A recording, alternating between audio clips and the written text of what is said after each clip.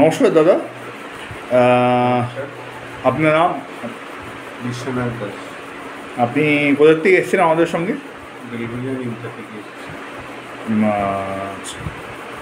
আপনি তো এবারে আমাদের সঙ্গে প্রথম এলেন, তা কেমন লাগলো মোটামুটি যদি একটু কিছু বলেন। হ্যাঁ, আমি আপনাদের সাথে এই প্রথমবার জলপাইগুড়ি এবং কোরাপুট এই ট্যুরটা কভার করার জন্য এসেছি। এসে আমার খুব ভালো এক্সপিরিয়েন্স হয়েছে এবং এই স্পটটা খুব সুন্দর। মানে আজকে তো আপনি কোরাপুট থেকে কলকাতায় যাচ্ছেন, কালকে আমরা কলকাতা পৌঁছে যাব। তা কালকে আপনি কোরাপুট ঘুরেছেন, কোথায় কোথায় গেছেন একটু যদি আমাদের ভিউয়ার দেশ একটু বলে।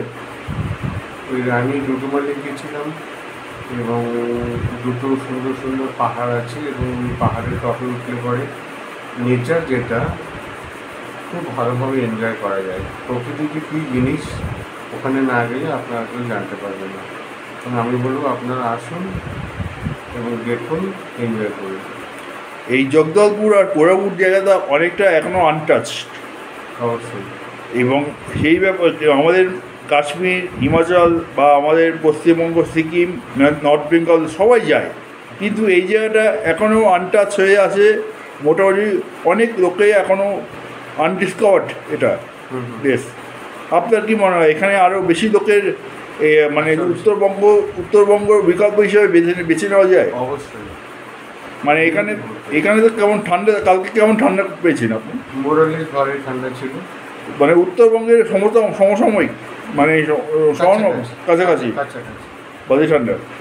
আচ্ছা, আর আপনি তো এর আগে জগদলপুর গেছিলেন, এখানে কোন ফলসটা আপনার সবচেয়ে ভালো লেগেছে?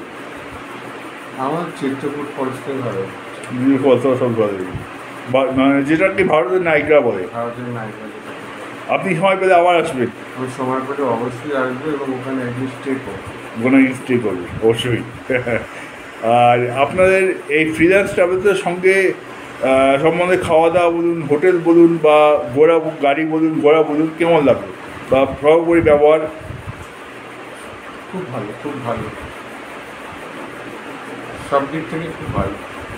আচ্ছা, ঠিক আছে বৌদি, আপনি কিছু বলবেন?